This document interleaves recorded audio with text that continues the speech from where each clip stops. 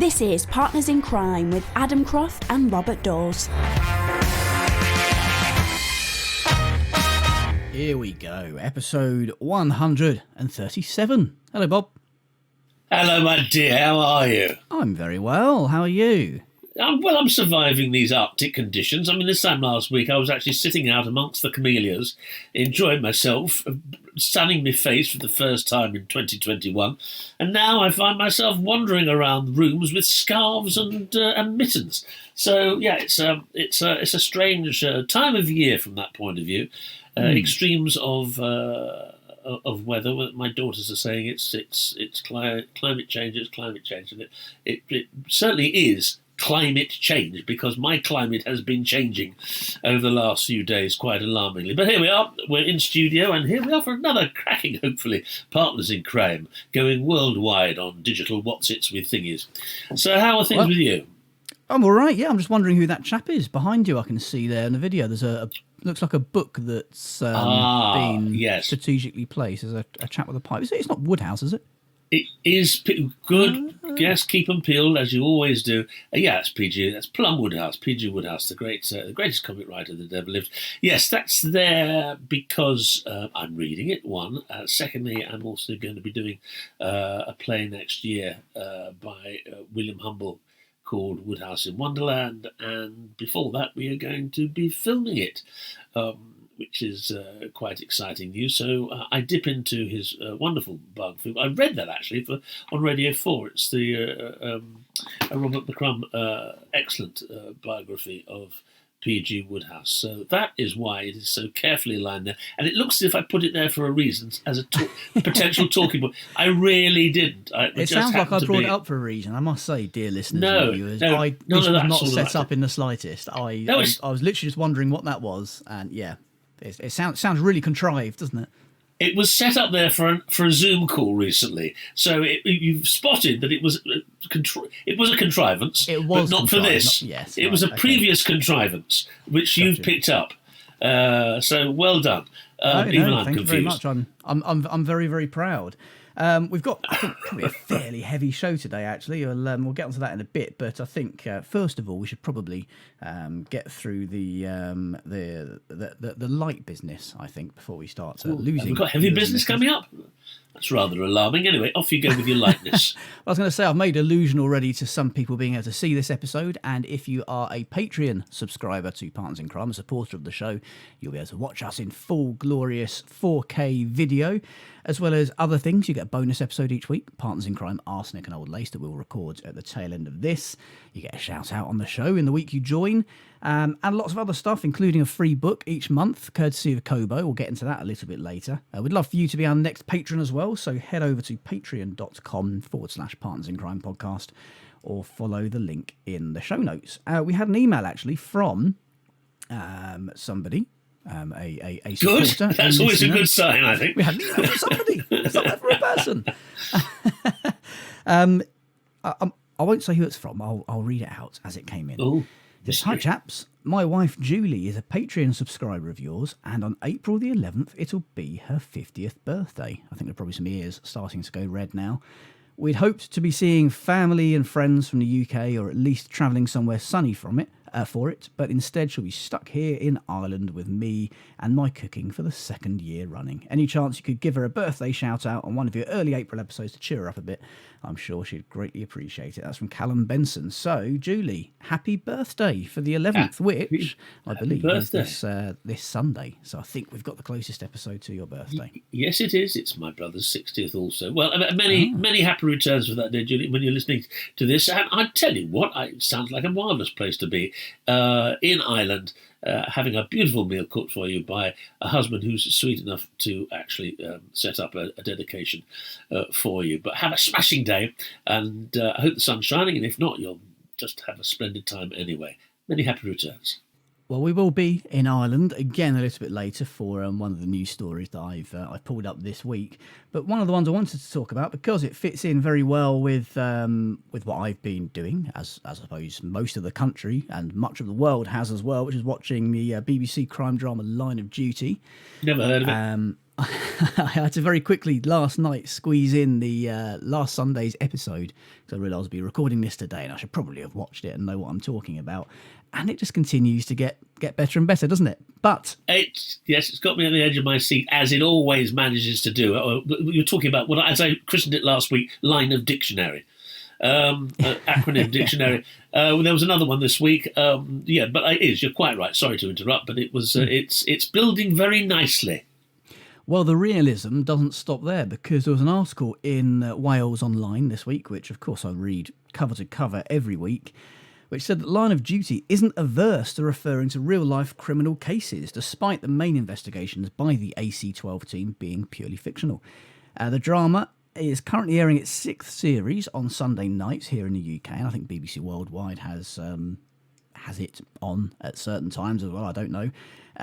And it heavily refers to investigations into Jimmy Savile and various other real-life crimes that we mentioned, I think, on last week's show, the Daniel Morgan murders and what have you. So anyway, they've done this article about real-life crimes and miscarriages of justice that have been used in the series by Jed Mercurio, and I hadn't even spotted a lot of these.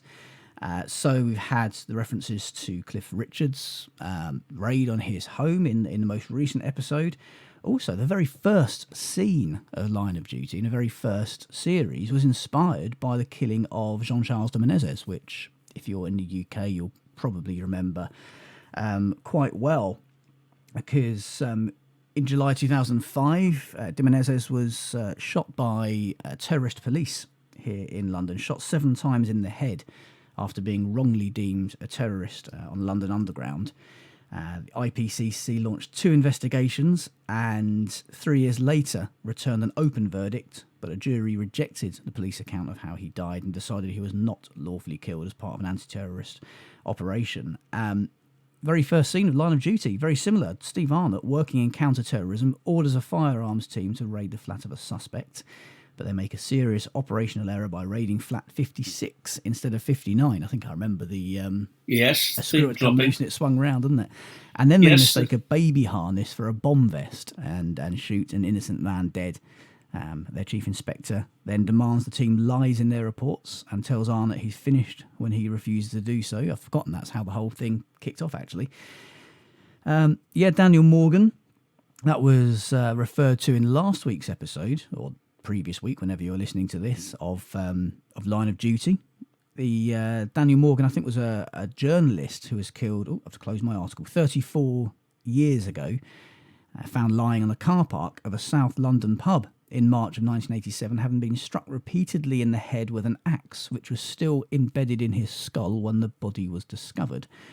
He had apparently been investigating claims of corruption within the Metropolitan Police at the time, and his murder has still gone unsolved. It's well worth looking into that case, actually. There are lots of podcasts on the Daniel Morgan case that would be very, very interesting. Operation Yewtree has been referred to numerous times, directly addressed in Line of Duty. In fact, in the 3rd series, a lawyer asks Superintendent Ted Hastings to hand over the files on his case to Operation Yewtree, so they were out of AC-12's hands. And in this particular series, the murder of Jill Dando is mirrored quite a bit. She was a TV presenter and journalist who was investigating some pretty nasty stuff and was shot dead outside her home in April 1999. In the current series, AC-12 are investigating the murder reporter Gail Vella in a similar case. In fact, parts of the plot here seem to draw on the Jill Dando case, with the subsequent arrest of somebody with learning difficulties and a fascination for celebrities, firearms residue found at the scene, hitman-style killing, because in fact a chap called Barry George was convicted of Dando's murder in 2001 but was acquitted after an appeal and retrial following 8 years in prison in a huge miscarriage of justice. The case remains unsolved. Jed Mercurio said his Series 4 storyline was inspired by the devastating real-life case of Stephen Kisco, who was wrongfully imprisoned for 16 years for the murder of schoolgirl Leslie Mulseed while the killer walked free. In the fictional storyline, in Line of Duty, the murder suspect Michael Farmer, who has learning difficulties, struggled under questioning, was not properly supported by his solicitor, and Tandy Newton's character put a lot of pressure on him, needing a breakthrough in the case. Kisco, in real life, was arrested after 3 girls claimed he had indecently exposed himself to them the day before the murder, but they later admitted they had lied to police for, and I quote, a laugh. It happened in 1975, which is prior to PACE, the Police and Criminal Evidence Act, 1984, so he didn't have the right to have a solicitor present. He wasn't even asked if he wanted one, and when he asked for his mother to be present, that was refused to him. He was given a life sentence in 1976 and endured horrific physical attacks in prison. The case was eventually reopened and he was freed in 1992 after 16 years in prison after being wrongfully convicted, and within 12 months he died from a heart attack, aged 41. The police were cleared of misconduct in 2007, and DNA testing found the killer was Ronald Castree, who is now serving life behind bars. So all of these cases have been drawn on through 6 series of Line of Duty, which continues to worryingly reflect society and is in many ways very, very realistic, Bob. I'll give you that hospital pass. Oh, well, thank you very much. Thank you. Well, that's altogether fascinating. And we're not reading too much into this. I mean, it's a very dense series, which is played with great lightness and finesse, and produced and directed as such as well. And I mentioned it the other week. Anyone who's interested in the magic of Mercurio would probably like to look up the BBC Masterclass series, or I think they're called Maestro. In fact, they are.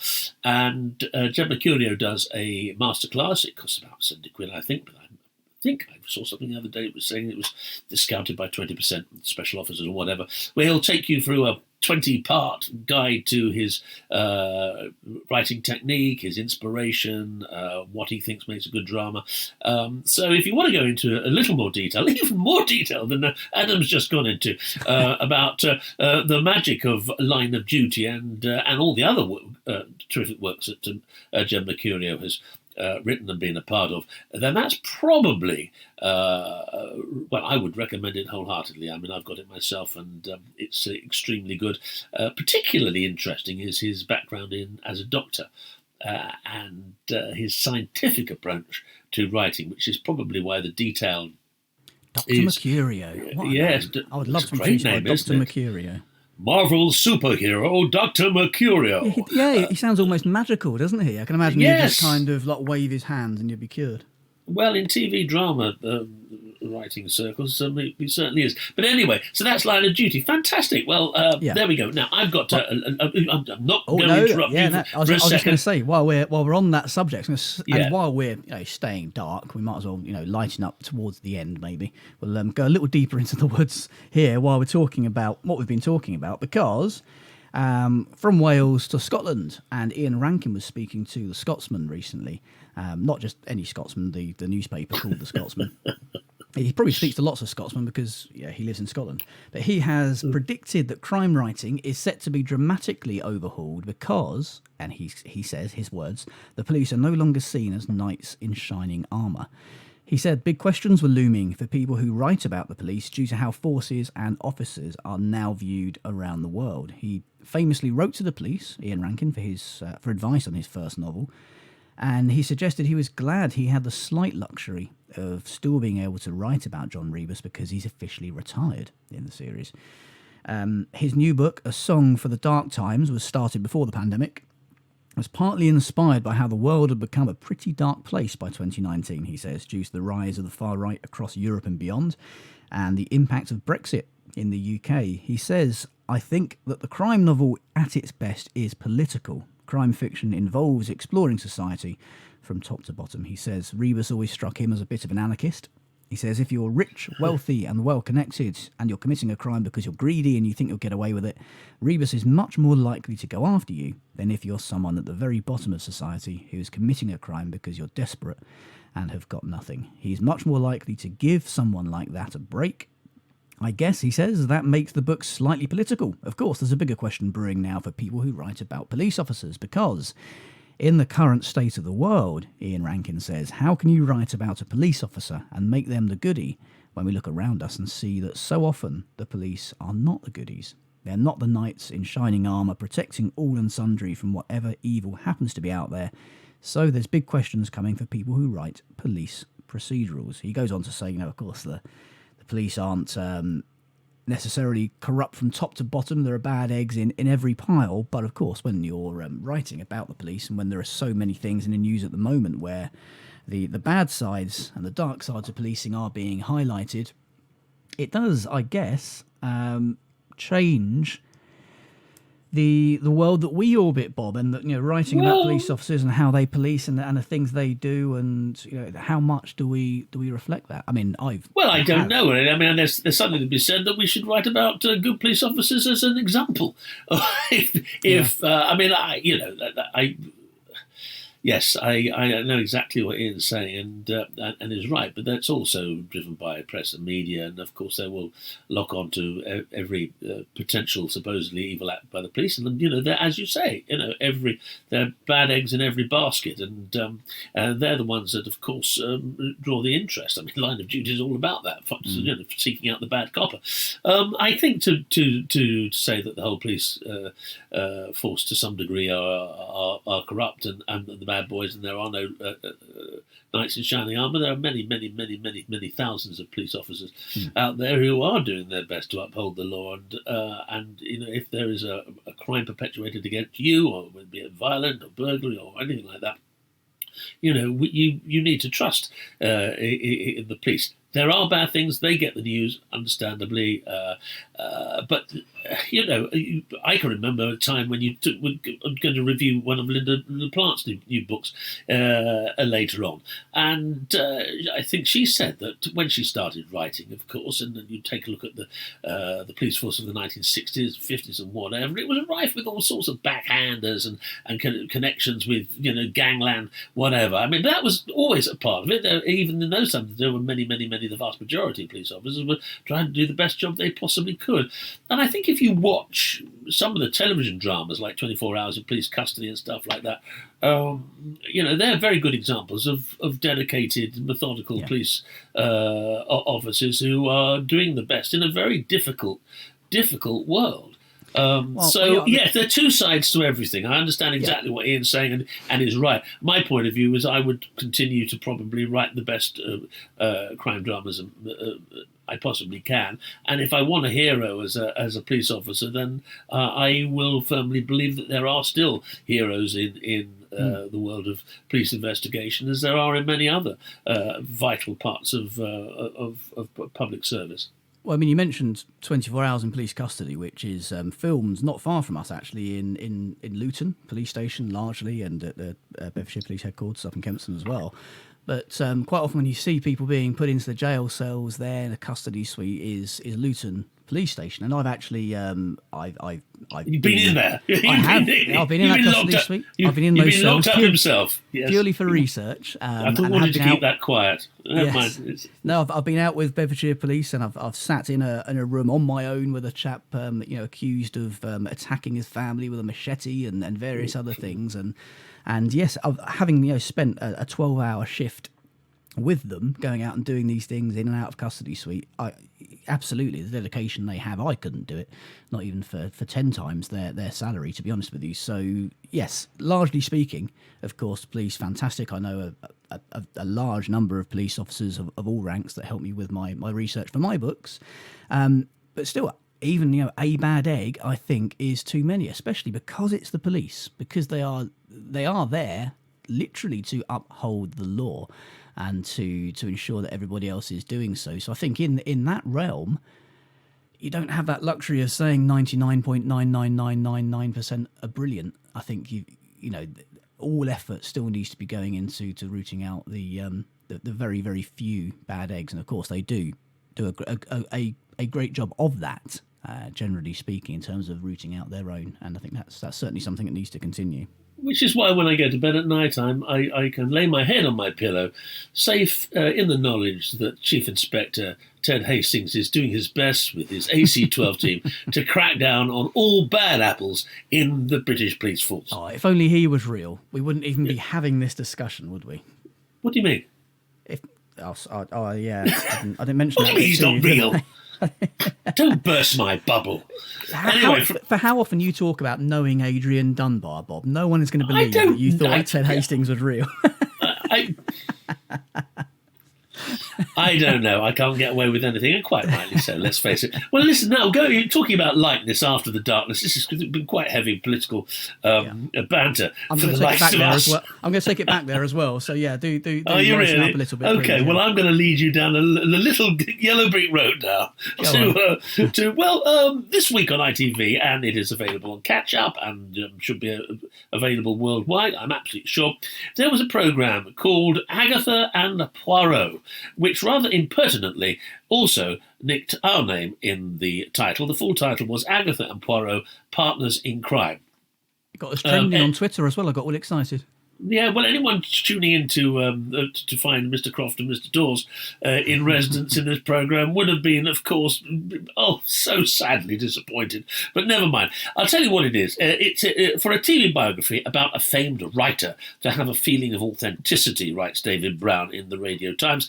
It's now obligatory to see a fragile notebook being handled carefully with white cotton gloves. But at least the pages of Agatha Christie's journal give us some terrific insights into the thought process behind Hercule Poirot's creation. As it turns out, the Belgian detective was her mirror image, she having been wildly untidy, he being pernickety and exacting. We also see how Christie's own global travels, including luxury train trips and a journey through Egypt by steamer, fed into her beloved mysteries. In this enjoyable profile, actor Richard E. Grant purrs his way through accounts of Poirot's greatest cases, though there is the familiar problem that all Christie's docs encounter, namely how to discuss the writer's ingenious plots without blowing their solutions.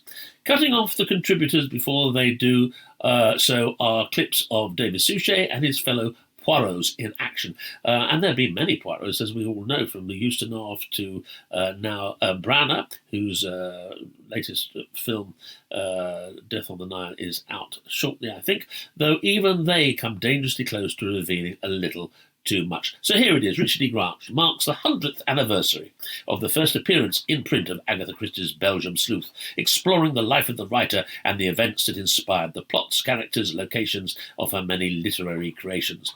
Along with famous fans, the actor examines the relationship between Christie and Poirot and uncovers the stories behind a selection of the books from Poirot's first outing in The Mysterious Affair of Styles to later pursuits in Murder on the Orient Express and Death on the Nile. Well, I watched it, and it's very sweet. I mean, for anyone in the know, it wouldn't have turned up anything that you didn't know, but for the uninitiated, I think it would be very interesting. But as I say, I found it hugely enjoyable. Richard E. Grant was a marvellous host through this, and you got some very interesting insights into Agatha Christie, and indeed Poirot. David Suchet, of course, turned up, and our dear friend, Hugh Fraser, was seen in many a clip, and there's some marvellous moments. There was even one with David Suchet in makeup, and even when he was having his moustache applied, he spoke with the Belgian accent, keeping in character, even when he was off camera. And so meticulous was he, like the character he was playing, that I can remember I was told that he had a leaning board made by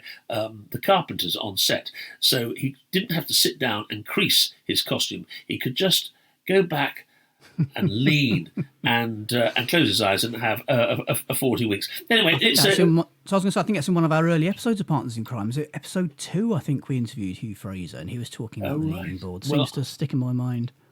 But this is episode 137, so I'm not going to apologise for any repetition. Mind you, I repeat myself all the time. Anyway, it's a smashing hour and a half in the company of Richard E. Grant, Agatha Christie, David Suchet, Hugh Fraser. And the only thing that really, when it started, and don't be put off by this, there's a lot of talking heads, this way that documentaries seem to be made for, these days, where people who seem to have nothing to do with the subject turn up and put in their halfpenny. Nothing wrong in that. I have to say some are more successful and insightful than others in this, but even the ones that don't actually give much information are full of enthusiasm for the subject, which justifies their place on screen. So there we are. Partners in Crime, nothing to do with thee or me. Agatha Poirot, available on Catch Up on ITV, and therefore on platforms I would have thought as usual, around the globe. And Richard E. Grant as well. I haven't heard of him for a while. It's a strange name, Richard E. Richard E. Grant. Well, always seems terribly nice. He's got an interesting, because he'll go off and make this sort of film which is Oscar nominated one month, and the next month he's travelling around the world looking at luxury hotels or dead queens of crime. So I mean, You've got to have some variety, haven't you? No, 2 days are the same and all that. I admire his versatility, and why not? I mean, the line between actors and all the different things that people do have been well and truly blurred. Every travel documentary has a well-known actor or chef or something like that just giving their idea on Cornwall or Hebrides or a multi-storey car park in Croydon. That's the way it is, and why not? We've got Gordon Ramsay presenting game shows now, so everything's up for grabs, isn't it? The world's going to hell in a wheelbarrow. Sounds nothing like Gordon Ramsay. Yes, no, I do like Gordon. Well, I mean, do I like Gordon Ramsay? I think he's can be very entertaining, and I'll leave it at that. So. Well, I'm going to go on. We're talking about books. We're not talking about books, and the point is we probably should be. Yeah, well, I think we should be. So I mentioned Patreon a little bit earlier. If you are one of our patrons, then your free book of the month, courtesy of Kobo, is now waiting for you in your Patreon dashboard. If you are a patron, you probably will have noticed last week Moriarty had a little bit of a play. He had a little joke to himself, and because on the 1st of the month, we always put the book of the month up there. And of course, it was the 1st of April. So he decided he was going to play a little April Fool's joke on you. I'll read what he put. He put, April's free book of the month is Percy the Police Car Saves the Day by Pamela Malcolm. And then he ripped off the blurb for my new book, In Cold Blood, and he wrote, a broken down car is found on a bitterly cold winter morning, but this will be a murder investigation like no other. As Percy the police car begins to unravel the dark secrets in the victim's glove box, he finds himself sucked into a web of lies and traffic jams. He needs to find the killer before it's too late, but with Percy's head gasket failing and his main witness being Larry the lorry, the stakes couldn't be higher. Dark service histories, mysterious seat stains, and hidden sweets abound. But will he discover the truth before any more cars are scrapped in cold oil? Of course, that wasn't the free book of the month. Free book of the month, in fact, was... Should have been. Sounds fantastic. Should have been. We couldn't get the rights to that one. The free book of the month is the hashtag Killer by A.S. French, which is actually a brand new book. It only came out a week or two ago. So you are really being treated to this one. You get it free as a Partners in Crime patron. Catch a killer or save a child. What would you do? D.I. Jen Flowers thought she'd seen it all after 15 years on the force, but when a vigilante serial killer hits the city and uses social media to gather supporters, she must fight the public and her doubts to catch a murderer and save her daughter. Suffering from blackouts and abandoned as a child by her father, Ruby Vasquez has been chasing that one scoop to make her an internet star. Living with an alcoholic mother who hates her, Ruby discovers a secret about the vigilante's first victim, which puts her in the killer and D.I. Flowers' sights. Jen and Ruby have to overcome the secrets in their past while battling each other to discover the hashtag killer's identity. Jen will have to choose between keeping her daughter safe or finding a killer, while Ruby will need to decide if becoming famous is more important than doing the right thing. So if you're a patron, that is in your dashboard now. And if you're not, then have a look at the link in the show notes or head to patreon.com/Partners in Crime podcast. If you like the sound of any other books we talk about today, or if you just fancy getting a discount on some, then Partners in Crime is, of course, gratefully sponsored by Kobo, one of the world's largest ebook retailers, and you don't need to be a patron for this one either, because as a listener to Partners in Crime, which you are, because you're listening to it, whether accidentally or deliberately, probably accidentally, you can get a massive 90% off of your first ebook purchase from Kobo. You don't need an e-reader or a special device. You can read on your phone or tablet if you wish. Just head over to kobo.com and enter the promo code CRIME at the checkout. If you're an existing customer, follow the link in the show notes and use the promo code PARTNERS to get 40% off of selected ebook purchases from now until forever. Well, that sounds absolutely fantastic. Right, okay, now I'm going to... I brought up...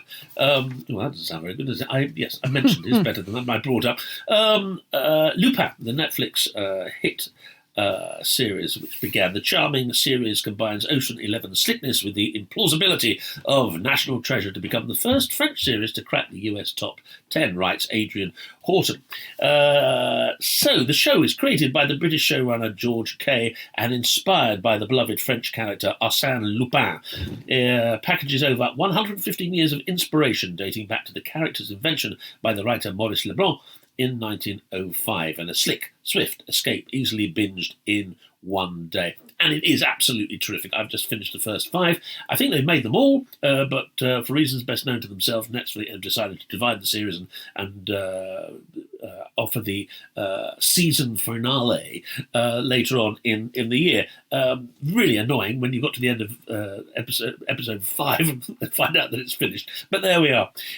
Its star is the French actor Omar Sy, who towers over his scene partners, perpetually unreadable yet brimming with charisma.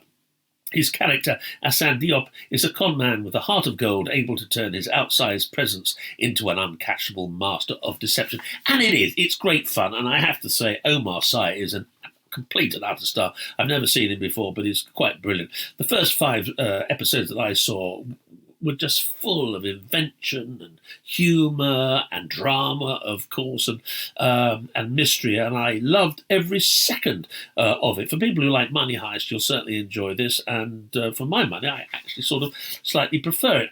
Mr. Horton goes on to say, it's a refreshing twist on an old-fashioned character within a long-standing genre, one that takes little to surrender to. Each episode concludes with a kick, in which Hassan reveals his hand to reframe the episode's prior events as a cascade of aspirational calm, expert planning, and total control. Lupin's greatest talent, without a doubt, was to always be one step ahead. Hassan narrates over the first reveal, quoting the century-old source material over a montage of his deception. The allure of an all-knowing, sublime, mutable thief transcending both time and language. Not fruity language, glowing language there, and absolutely apt. I'm absolutely hooked. If you haven't seen it yet, catch it on Netflix. It's quite superb. Excellent. We are pushed for time here, but I'm going to do it anyway because I've said twice I'm going to. The last news article I was going to focus on, I might as well end on a heavy note again, was in Echo Live in Ireland. An article about TV crime dramas and crime against women. It says here, judging by the array of them that are pumped into our living rooms on various TV platforms on a daily basis, we all love a good crime drama. From the sweeping cliffs of Broadchurch to the mean streets of Dublin, and from quaint rural haunts of Midsummer to a Caribbean Isle paradise. Murder Most Foul is always just a press of the remote control away, says Echo Live. But the mind-boggling variety of landscapes aside, it's uncanny how many of the zipped-up body bags in these series end up containing young women. It goes on to say, whether fact or fiction, these TV programmes more often than not feature as their centre point a young female being randomly murdered by a male stranger. Why is this? Clearly, seeing innocent women fall prey to evil men plays into a deep-seated fear in society. It's not just a fear women have, it also plays into the protective instincts of male viewers. So a win-win for TV producers, it says here. Their words, not mine. A downside of such an unhealthy obsession with seeing women as perennial murder victims is that it can lead to an irrational fear in wider society. Again, their words, not mine. But it does say, and it's true, it's worth reminding ourselves that your average common or garden murder is far more likely to be along the lines of TV shows such as Love, Hate or Peaky Blinders, which is male-on-male violence, and all too often gang-related. Indeed, when it comes to murder, the chances of anyone, man or woman, falling prey to a stranger in the style of a TV crime series is vanishingly small. Now, of course, this is an article written in Ireland. It points out that Ireland has the 11th lowest homicide rate in Europe and the 23rd lowest in the world, according to a United Nations study. In 2019, Ireland had a homicide rate of 0.9 per 100,000 people, compared to 1.1 6 years earlier. and 1.8 6 years before that. And for the continent of Europe, it is currently 3 per 100,000. And interestingly, Midsummer Murders, the fictional county of Midsummer, the murder rate has been estimated at 32 per million. And in Murder, She Wrote, Jessica Fletcher's sleepy hometown of Cabot Cove has a rate of 1,490 murders per million. But back in real life, it says men typically make up more than twice the number of murder victims in any given year, and of female murder victims, more than 3/4 knew their killer. Not that that makes it any better or more palatable. And it says, sadly, all of us have a duty to be eternally vigilant to avoid becoming a victim of crime, and men in particular need to make it clear to other men that certain types of behaviour towards women are simply unacceptable. Absolutely. Interesting points that male on male violence is far more common. Men are far more likely to be killed, and that crime dramas tend to, I guess, put too much weight on female victims and females being killed by men. But of course, that is absolutely not to say that this isn't something that society should be very aware of, as we have been recently, and should be more aware of, with regards to violence against women and how men change their attitudes with regards to that as well. It's a very in-depth subject to be bringing up when we're 6 minutes overrun already, but I just found the article very interesting. Well, it echoes things we've been talking about over the years anyway. This comes up quite rightly as a concern from many people.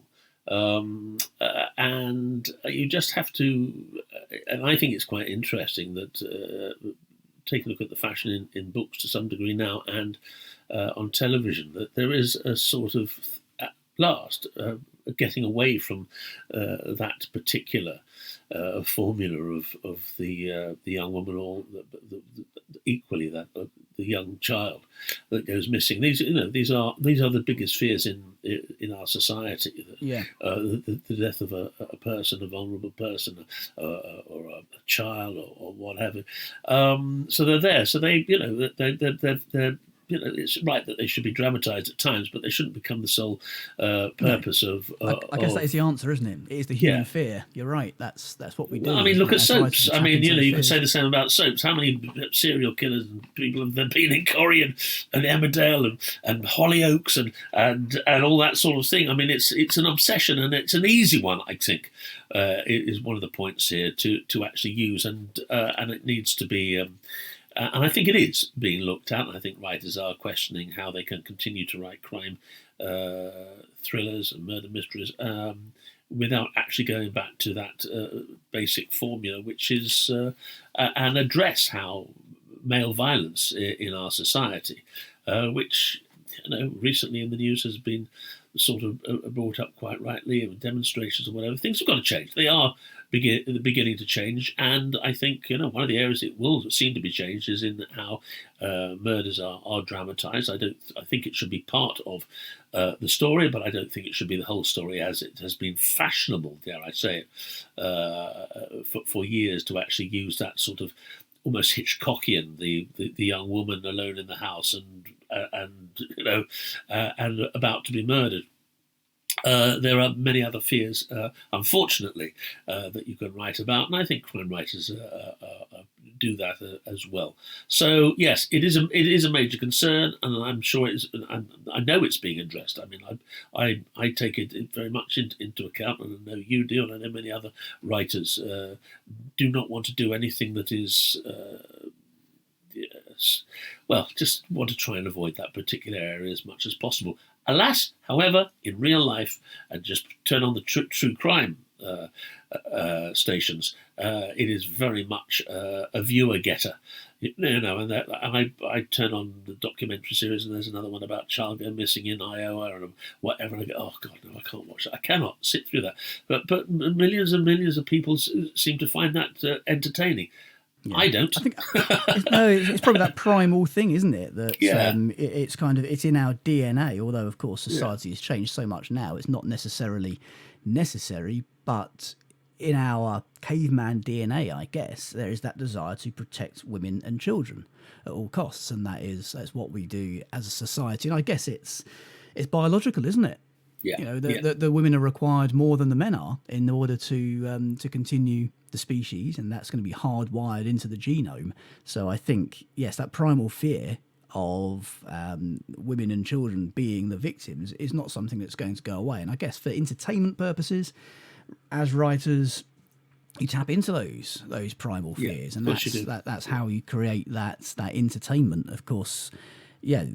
The discussion then comes when you say how much of real life should be reflected, and I guess the answer is you should try to do so. But the reason we have fiction is because real life is really, really boring, and that's why we have fiction in the first place. So yeah, it's a difficult thing to balance, isn't it? It is. Tragedy and entertainment. You know, really, they shouldn't be in the same sentence, and they are. Really, I mean, we were talking earlier about how writers take real life events, crime events, and put them into their fictional work. It happens all the time. But there is a line without censoring, and there is a question of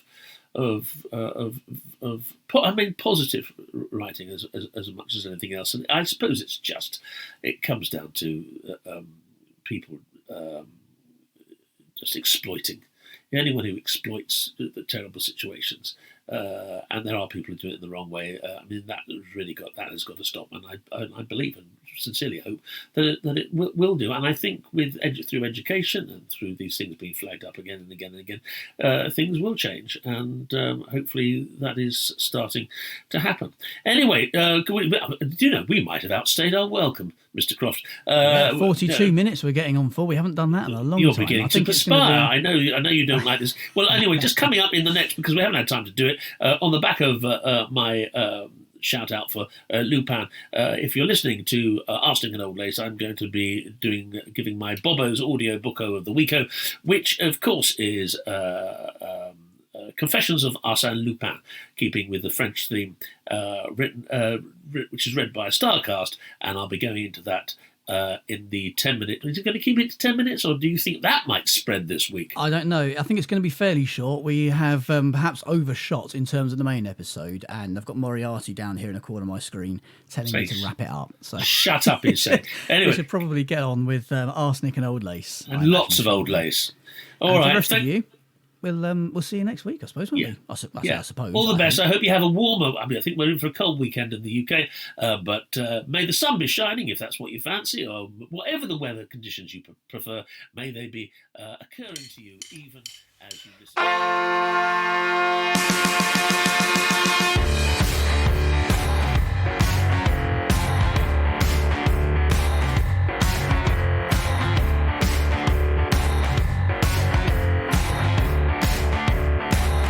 Partners in Crime was presented by Adam Croft and Robert Daws and produced by Adam Croft. The theme tune was by the Caesareans. The Partners in Crime logo and imagery were designed by Stuart Beisch. Partners in Crime is sponsored by Kobo, your favourite local bookshop, perfected.